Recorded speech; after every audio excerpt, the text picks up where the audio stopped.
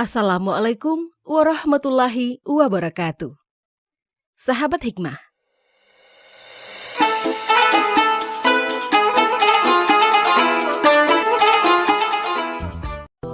Al-Quran banyak mengisahkan dalam sebuah cerita untuk menyampaikan pesan-pesannya.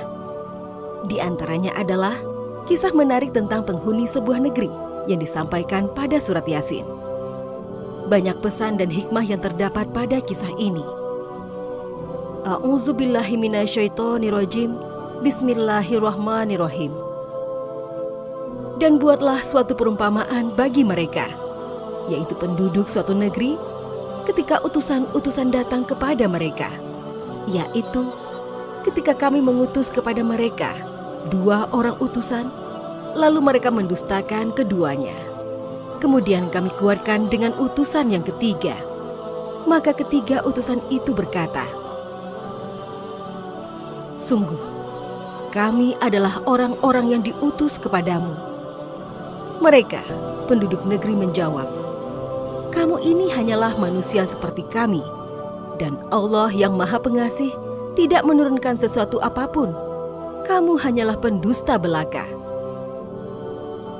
Pada ayat-ayat sebelumnya dijelaskan tentang bagaimana penolakan masyarakat musyrikin Quraisy terhadap risalah yang dibawa oleh Nabi Muhammad SAW. Sehingga Allah Subhanahu wa Ta'ala memberikan penegasan dengan sumpahnya bahwa Muhammad SAW adalah benar-benar Rasulullah dan selalu berada di jalan yang lurus. Namun demikian, masyarakat musyrikin Mekah waktu itu justru menolak dengan kesombongannya, seperti onta yang lehernya diikat dan ditarik ke belakang, sehingga tidak mau menerima hidangan hidayah yang disuguhkan di depannya. Di depan dan di belakang, mereka seolah terbangun dinding yang menghalangi mereka untuk menemukan jalan yang benar. Allah kemudian menenangkan Nabi Muhammad SAW bahwa tugas beliau hanyalah memberi peringatan serta memberikan kabar gembira bagi manusia-manusia yang beriman, bukan membuat manusia menjadi beriman. Selanjutnya, mulai ayat 13 ini, Allah Subhanahu wa Ta'ala memberikan petunjuk lagi kepada Nabi Muhammad SAW dengan memberikan contoh sebuah kaum yang bertindak mirip dengan apa yang dilakukan oleh kaum musyrikin Quraisy kepada Nabi Muhammad SAW. Kisah ini tentang penduduk sebuah daerah yang menurut banyak ahli tafsir bernama Antokia, yang kalau sekarang berada pada sebagian wilayah Suriah, Halb atau Aleppo, dan sebagian wilayah Turki. Penduduk daerah ini dikenal bertemperamen keras. Kepada mereka ini diutus 2 orang rasul, namun mereka mendustakannya.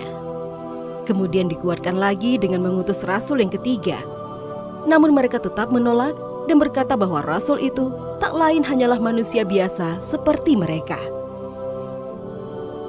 Menurut mereka, Tuhan yang Maha Pengasih tidak mungkin mengirimkan utusan yang membawa risalah yang membebani mereka. Atau kalaupun perlu, mereka congkak dengan menganggap dirinya lebih hebat dari para utusan Allah tersebut. Mereka menganggap bahwa para rasul itu hanyalah pendusta belaka. Mereka berkata, "Tuhan kami mengetahui sesungguhnya kami adalah utusan-utusannya kepada kamu, dan kewajiban kami hanyalah menyampaikan perintah Allah dengan jelas." Para rasul tersebut kemudian merespon penolakan dari para pendusta dari penduduk daerah yang menurut sebagian riwayat adalah Antakia tersebut dengan menyerahkannya kepada Tuhan. Dan seandainya kami dusta terhadapnya, tentulah dia akan menghukum kami dengan siksaan yang keras. Para rasul tersebut tidak memaksakan agar para pendusta itu mau mempercayainya. Mereka menyerahkannya kepada Allah dan menyatakan bahwa tugasnya hanyalah menyampaikan peringatan dari Allah secara jelas. Mereka menjawab, "Sesungguhnya kami bernasib malang karena kamu. Sungguh jika kamu tidak berhenti menyeru kami, niscaya kami rajam kamu dan kamu pasti akan merasakan siksaan yang pedih dari kami."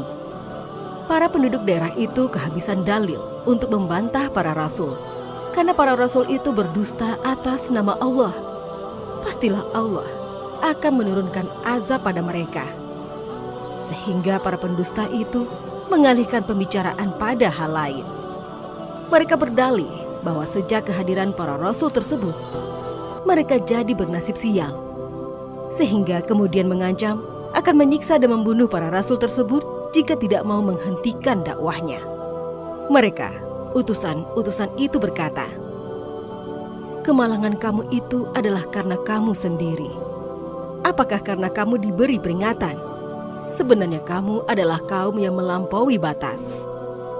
Para rasul tersebut kemudian menjawab bahwa kesialan itu karena ulah kalian sendiri, bukan karena orang lain. Sungguh apa yang dilakukan oleh para penduduk itu telah melampaui batas, karena mereka menuduh orang-orang yang mengajak untuk beriman kepada Allah dengan pembawa sial dan mengancamnya dengan siksa yang pedih. Respon terhadap rasul yang membawa sial ini juga dialami oleh rasul-rasul sebelumnya.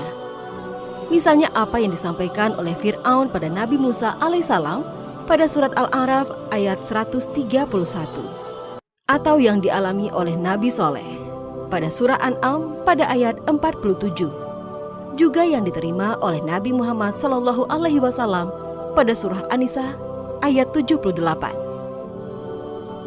Dan datanglah dari ujung kota seorang laki-laki dengan bergegas, dia berkata, "Wahai kaumku, ikutilah utusan-utusan itu. Ikutilah orang yang tidak meminta imbalan kepadamu, dan mereka adalah orang-orang yang mendapat petunjuk."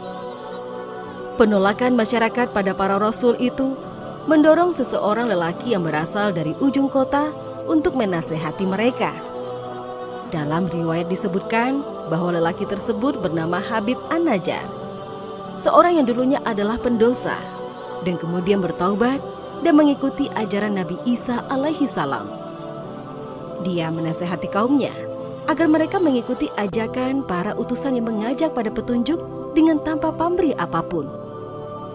Terdapat beberapa hal menarik dari ayat ini, antara lain disebut di sini seorang lelaki dari ujung kota. Mengapa ujung kota? Kenapa bukan di tengah kota?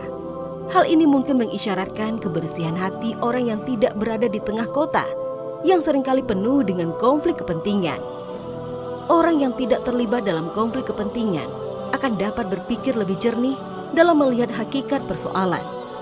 Sedangkan orang yang berada di dalam konflik kepentingan, maka pikirannya akan memiliki bias konfirmasi yang akan membuat kesalahan-kesalahan dalam menilai dan mengambil keputusan. Salah satu karakteristik pendakwah yang perlu diikuti adalah ketiadaan pamrih. Para penyuruh itu tidak memiliki pamrih dan ambisi apa-apa di balik ajakannya. Dia tidak berharap kekuasaan, kekayaan, pengaruh, atau kepentingan-kepentingan lain selain ingin mengajak kepada kebaikan dan petunjuk. Orang-orang seperti inilah yang layak untuk diikuti. Dan tidak ada alasan bagiku untuk tidak menyembah Allah yang telah menciptakanku, dan hanya kepadanya lah kamu akan dikembalikan. Mengapa aku akan menyembah Tuhan-Tuhan selainnya? Jika Allah yang Maha Pengasih menghendaki bencana terhadapku, pasti pertolongan mereka tidak berguna sama sekali bagi diriku, dan mereka juga tidak dapat menyelamatkanku. Sesungguhnya, jika aku berbuat begitu, pasti aku berada dalam kesesatan yang nyata. Sesungguhnya, aku telah beriman kepada Tuhanmu, maka dengarkanlah pengakuan keimananku. Kemudian lelaki dari ujung kota itu melanjutkan ajakannya dengan penjelasan logika yang indah. Mengapa harus menyembah Allah? Beliau menjelaskan setidaknya 3 argumentasi berikut. Karena Allah yang menciptakanku. Di sini, lelaki itu menggunakan kata aku. Mengapa aku? Bukan mengapa kamu. Hal ini menunjukkan sopan santun dalam berdakwah untuk tidak menunjuk-nunjuk orang sebagai objek, tapi mulailah dari diri sendiri. Karena kepada Allah pula kita semua akan kembali kelak. Di sini, lelaki itu menggunakan kata ganti engkau atau turja'un. Hal ini jika disandingkan dengan frasa sebelumnya, menunjukkan kebersamaan antara penyampai atau pendakwah dengan yang disampaikan atau objek dakwah. Allah yang menciptakan aku, dan juga engkau, dan kepadanya pula engkau dan juga aku akan kembali. Assalamualaikum warahmatullahi wabarakatuh.